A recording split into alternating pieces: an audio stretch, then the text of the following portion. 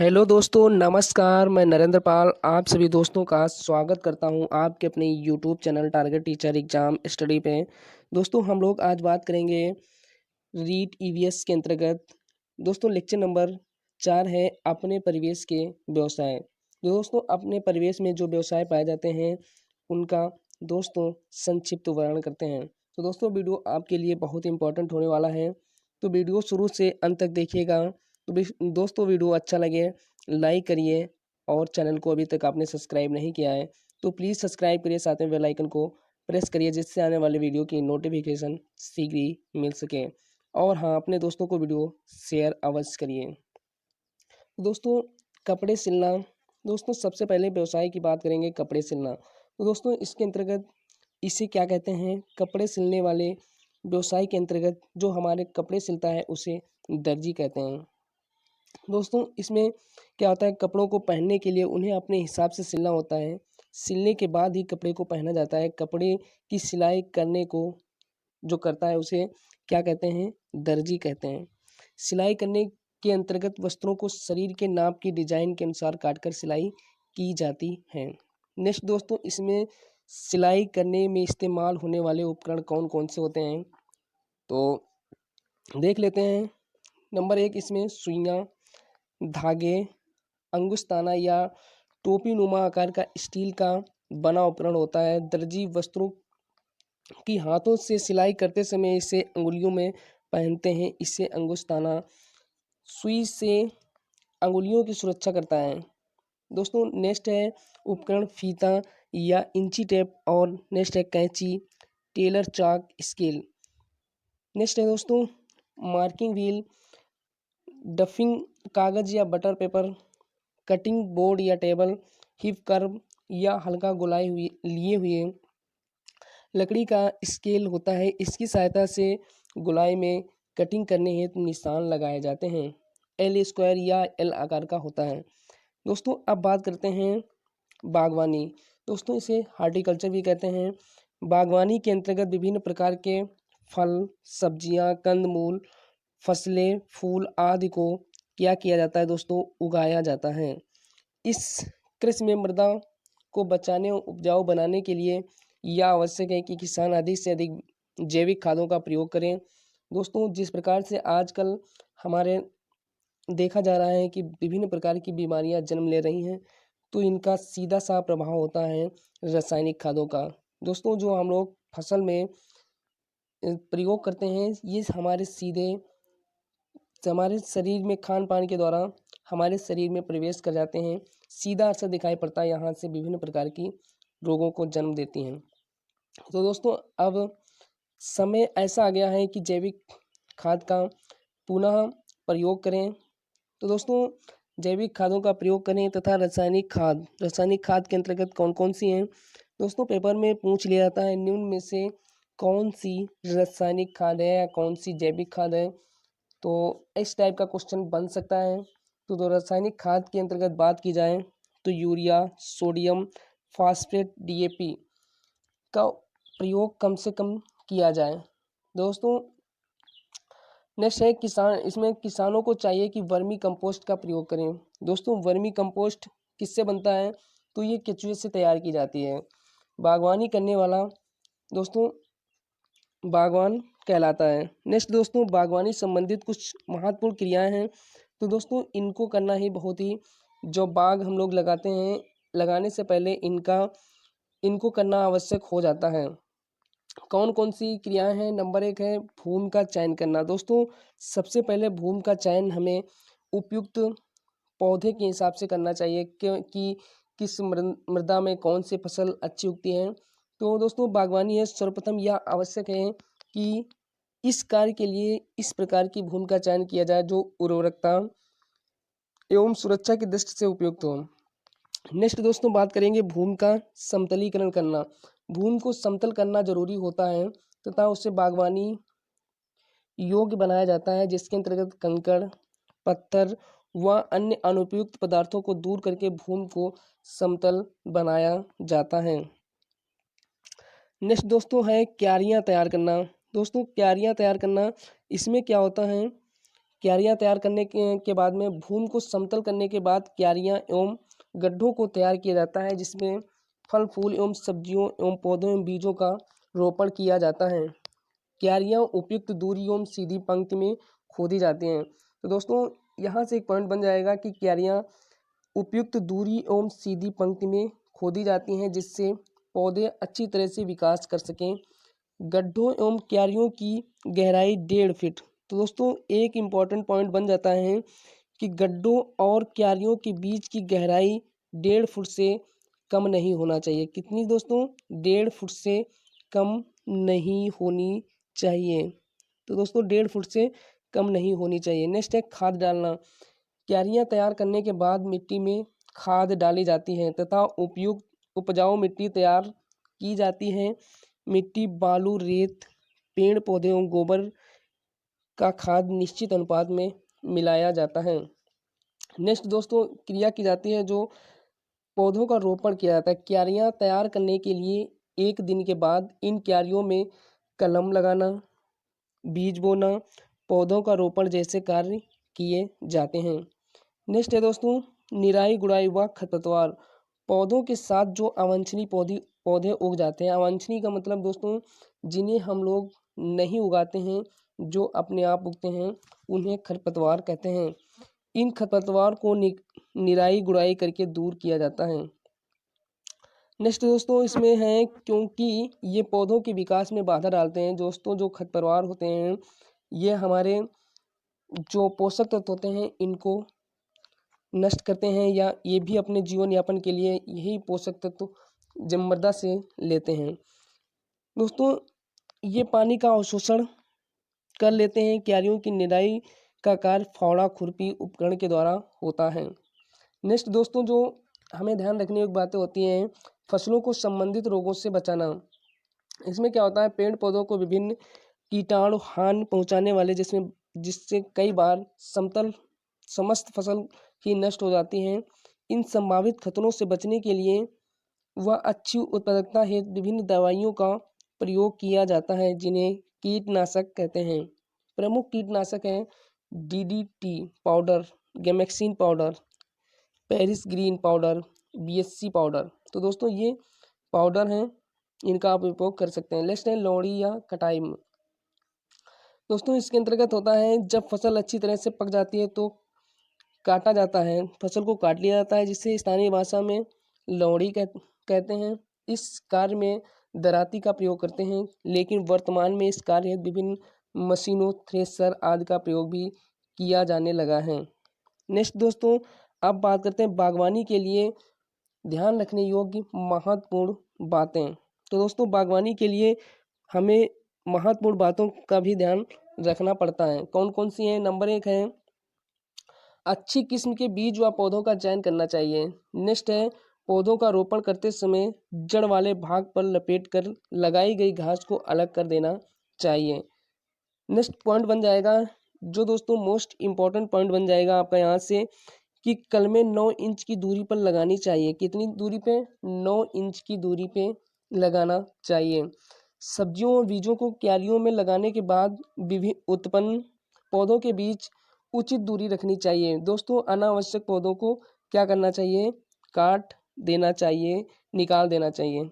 Next है निराई गुड़ाई के तत्काल बाद पौधों को पानी नहीं देना चाहिए। पानी 1-2 दिन बाद देना चाहिए ताकि पौधों की जड़ें पर्याप्त मात्रा में वायु को ग्रहण कर सकें। दोस्तों ये इम्पोर्टेंट पॉइंट आपका बन सकता है। नेक्स्ट है दोस्तों समय समय पर मिट्टी की खुदाई करते रहना चाहिए। खुदाई मतलब दोस्तों क्या करना चाहिए? निराई गुड़ाई करते रहना चाहिए। नेक्स्ट दोस्तों अब बात करते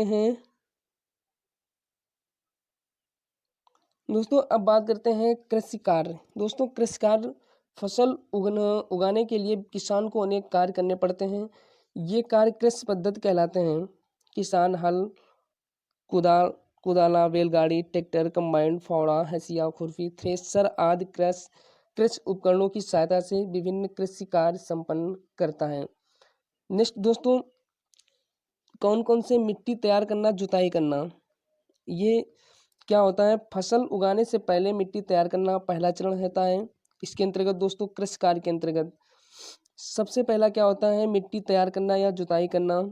इसमें ये किसान मिट्टी तैयार करने का पहला चरण है। इसके लिए किसान मिट्टी को पुलटता है और मिट्टी को पोली बनाने का कार्य करता है। दोस्तों अगर आपसे पूछा जाए कि जुताई क्यों की जाती है, तो सीधा सा इसका अर्थ होता है मिट्टी को पोली बनाना, जिससे मिट्टी में वायु संचार हो सके। मिट्टी को उलटने पलटने व पोला करने से पोषक पदार्थ ऊपर आते हैं और पौधे उन पोषक पदार्थों का उपयोग कर सकते हैं। मिट्टी को उलटने पलटने एवं पोला करने की क्रिया जुताई कहलाती है। नेक्स्ट है दोस्तों बीजों की बुआई, सोइंग ऑफ सीड्स। मिट्टी की जुताई करने के बाद उसमें बीज बोने का कार्य किया जाता है। तो दोस्तों नेक्स्ट है, इसके बाद क्या होता है, पाटा चलाना। दोस्तों इससे मिट्टी में पाटा चलाते हैं, इससे क्या होता है, मिट्टी दब जाती है, जिससे नमी काफ़ी दिन तक संरक्षित रहती है। इसका मेन उद्देश्य होता है और मिट्टी में जो मिट्टी को बराबर भी करता है। तो दोस्तों बीज बोने के बाद ज़रूरी होता है कि बीज मिट्टी में अच्छी तरह से ढक जाए, इसलिए पाटा चलाकर मिट्टी के डेलों को तोड़ा जाता है तथा बोए गए बीज को भी इस क्रिया के से दबाया जाता है। तो दोस्तों इसके अंतर्गत नमी भी संरक्षित हो जाती है, जिससे पर्याप्त मात्रा में बीज को नमी मिल जाती है और उनका जर्मिनेशन प्रतिशत अच्छा हो जाता है। नेक्स्ट इसमें बात करेंगे खाद एवं उर्वरक मिलाना। फसल की स्वास्थ्य वृद्धि एवं अच्छी पैदावार प्राप्त करने के लिए भूमि में खाद एवं उर्वरक डाले जाते हैं। खाद एक कार्बनिक जैविक पदार्थ हैं जो पौधे एवं जंतुओं से के अपशिष्ट से प्राप्त होती हैं। अच्छी फसल के लिए वर्मी कंपोस्ट अथवा केंचुए की द्वारा तैयार खाद उत्तम होती है। नेक्स्ट है उर्वरक रासायनिक पदार्थ होते हैं, urea, ammonium phosphate, potassium, super phosphate, potash, NPK, nitrogen. उर्वरकों के उपयोग से मिट्टी में नाइट्रोजन व फास्फोरस तत्वों की पूर्ति होती है। नेक्स्ट दोस्तों सिंचाई करना। पौधों में बीजों के अंकुरण के लिए जल आवश्यक होता है। जल में घुलकर ही विभिन्न पोषक तत्व पौधे के प्रत्येक भाग में पहुंचते हैं। साथ ही जल फसल के पाले व गर्म हवा से रक्षा करते हैं। दोस्तों ये पॉइंट आपके लिए इम्पोर्टेंट हो जाएगा। जो जल होता है ये फसल को पाले से बचाता है। मिट्टी की नमी को बनाए रखने के लिए भी खेत में नियमित रूप से जल देना आवश्यक है। विभिन्न अंतराल पर खेत में जल देना सिंचाई कहलाता है। सिंचाई में काम आने वाले विभिन्न उपकरण मोट, घिरनी, चेन पंप, ढीकली, राहट। दोस्तों ये जो आपके उपकरण हैं ये पुराने उपकरण हैं, जबकि विद्युत पंप और टेबल, नलकूप ये दोस्तों आधुनिक उपकरण हैं। नेक्स्ट बात करते हैं पपड़ी तोड़ना। दोस्तों ये इम्पोर्टेंट हो जाएगा आपका। पौधे लगाने के बाद उन्हें पानी दिया जाता है। इस स्थिति में मिट्टी के ऊपर की परत एक तरह के रूप में जम जाती है। पौधे के नीचे का तापमान अधिक हो जाता है, इसे पपड़ी जमना कहते हैं। इस पपड़ी को तोड़ने के लिए खुरपी, गार्डन रैक, हैरो आदि का प्रयोग करते हैं। इससे ऊपरी परत पर धीरे धीरे चलाने से पपड़ी टूट जाती है। तो दोस्तों इम्पॉर्टेंट हो जाता है गन्ने में आदि फसलों के लिए दोस्तों इम्पॉर्टेंट ये पपड़ी तोड़ना हो जाता है, जिससे वायु संचार मृदा में अच्छा होता है और जर्मिनेशन प्रतिशत अच्छा हो जाता है। खरपतवार से सुरक्षा। खेत में मुख्य रूप से 7 प्राकृतिक रूप से उग आए अन्य अवांछित पौधे खरपतवार कहलाते हैं। खरपतवार से फसलों की वृद्धि रुक जाती है। खरपतवार पौधों को हाथ से जड़ सहित उखाड़कर अथवा भूमि के निकट से काट कर समय समय पर हटा दिया जाता है। यह कार्य खुरपी या हैरों की सहायता से किया जाता है। नेक्स्ट बात करते हैं कटाई करना। फसल पक जाने के बाद उसे कटने का कार्य फसल की कटाई कहलाता है। कटाई कार्य दराती अथवा हार्वेस्टर के माध्यम से किया जाता है। नेक्स्ट बात करते हैं दोस्तों कटी फसल को सुखाना। कटाई करने के बाद फसल को छोटे छोटे गट्ठर बांधकर धूप में सुखाने के लिए फैला देते हैं। सूखने के बाद उसमें अनाज के दाने निकाले जाते हैं। नेक्स्ट है दोस्तों थ्रेसिंग या गड़ाई करना। कटी फसल काटी गई फसल से बीज दाने को भूसे से अलग करना थ्रेसिंग करना या कटाई करना कहलाता है। यह कार्य कंबाइंड मशीन अथवा थ्रेसर के द्वारा किया जाता है। दोस्तों अंत में फसल का भंडारण करना, फसल उत्पादन का भंडारण करना मुख्य कार्य होता है। नेक्स्ट में दोस्तों बात करेंगे कृषि तथा खाद्य क्षेत्र में विभिन्न क्रांतियां कौन कौन सी आई हैं। तो दोस्तों हरित क्रांति। नेक्स्ट बात करेंगे हरित क्रांति। दोस्तों इसकी शुरुआत कई बार पेपर में पूछी गई है। तो ये 1966-67 से कृषि उत्पादन में तेजी लाने के लिए अधिक उपज देने वाले बीज, रासायनिक खादों, कीटनाशकों व नई कृषि तकनीकों के प्रयोग को बढ़ावा दिया गया। इसे ही हरित क्रांति कहते हैं। दोस्तों यहाँ से क्वेश्चन एक बार नहीं कई बार पूछा गया है, हरित क्रांति के जनक कौन हैं। तो अगर आपसे क्वेश्चन पूछा जाता है हरित क्रांति के जनक कौन हैं, तो ये हैं नॉर्मन बोरलॉग। और दोस्तों यहीं पे पूछा जाता है कि भारत में हरित क्रांति के जनक कौन हैं। तो दोस्तों ये हैं MS स्वामीनाथन। ये कौन है, ये भारत में हैं। नेक्स्ट नॉर्मन बोरलॉग ने मैक्सिको में हरित क्रांति की शुरुआत की थी। कहाँ की थी अगर पूछ लिया जाए नॉर्मन बोरलॉग ने, तो ये की थी मैक्सिको में। भारत में हरित क्रांति का प्रारंभ 1966-67 में किया गया। दोस्तों अगर पूछ लिया जाता है कि हरित क्रांति का प्रभाव सबसे ज़्यादा किस फसल पे पड़ा, तो ये पड़ा चावल व गेहूं के उत्पादन में सर्वाधिक वृद्धि हुई तथा देश खाद्यान्न उत्पादन के मामले में आत्मनिर्भर हो पाया। नेक्स्ट दोस्तों बात करते हैं पीली क्रांति। तो दोस्तों पीली क्रांति किससे उत्पादन पर निर्भर करती है, ये तिलहन उत्पादन में आत्मनिर्भरता। दोस्तों पीली क्रांति तिलहन से संबंधित है। नेक्स्ट बात करते हैं भूरी क्रांति। तो भूरी क्रांति उर्वरक या इसमें खाद्यान्न प्रसंस्करण फूड प्रोसेसिंग उद्योग को बढ़ावा देने के लिए किया गया प्रयास। नेक्स्ट है दोस्तों इंद्रधनुषी क्रांति। केंद्र सरकार द्वारा घोषित राष्ट्रीय कृषि नीति 2000 द्वारा कृषि व समृद्ध क्षेत्रों के विकास हेतु अपनाए गए उपायों को इंद्रधनुषी क्रांति का नाम दिया गया। नेक्स्ट दोस्तों है श्वेत क्रांति, दुग्ध क्रांति। दोस्तों इसको उत्पादन 1970 के दशक में प्रारंभ किया। दोस्तों इसे ऑपरेशन फ्रंट भी कहते हैं। तो दोस्तों अगर इसके जनक की बात की जाए तो ये डॉक्टर वर्गीज कुरियन थे। नेक्स्ट है नीली क्रांति, मछली उत्पादन को बढ़ावा देने के लिए किया गया प्रयास। नेक्स्ट है रजत क्रांति। दोस्तों रजत क्रांति अंडा व कपास उत्पादन से संबंधित है, अंडा व कपास उत्पादन से संबंधित है। नेक्स्ट है सुनहरी क्रांति, पुष्प उत्पादन में वृद्धि हेतु। दोस्तों अब बात करते हैं कि हमारे उद्योग इनके अध्ययन को क्या कहते हैं, प्रमुख उद्योग और उनके अध्ययन को क्या कहते हैं। नेक्स्ट बात करते हैं नंबर 1 हम यहाँ पे मधुमक्खी पालन। तो दोस्तों मधुमक्खी पालन को कहते हैं एपीकल्चर, और दोस्तों पीसीकल्चर मत्स्य पालन को कहते हैं हार्टिकल्चर कहते हैं बागवानी उद्यान कृषि उद्यान की। दोस्तों नेक्स्ट है फ्लोरिकल्चर, फूलों की खेती को कहते हैं। और ये नेक्स्ट है फ्रूटिकल्चर, फलों की खेती को। सेरीकल्चर, रेशम कीट पालन उत्पादन को कहते हैं, काफ़ी बार पूछा गया है। नेक्स्ट है वर्मीकल्चर, केचुए पालन को कहते हैं। और मोरिकल्चर, मलबरी की कृषि को दोस्तों कहते हैं, कृषि के अध्ययन को। सिल्वीकल्चर, वनों का विकास व प्रबंधन। विटीकल्चर, अंगूर की खेती को कहते हैं। ओलरीकल्चर, सब्जियों की खेती को कहते हैं। मोनोकल्चर, एक बार में एक ही फसल की कृषि को कहते हैं। मैरीन कल्चर, समुद्र में समुद्री जीवों का भोजन हेतु कृषि की जाती है, उसे क्या कहते हैं, मैरीनोकल्चर कहते हैं। नेक्स्ट दोस्तों नेक्स्ट है हाइड्रोकल्चर, पानी में कृषि या बिना मिट्टी के कृषि कार्य। नेक्स्ट है एक्वाकल्चर, जलीय जीवों व जलीय पौधों की वृद्धि की जाती है इसमें, इसके अध्ययन को कहते हैं। तो दोस्तों ये आपका वीडियो लेक्चर नंबर 4 दोस्तों उम्मीद करता हूँ ये वीडियो आप सभी को अच्छा लगा होगा।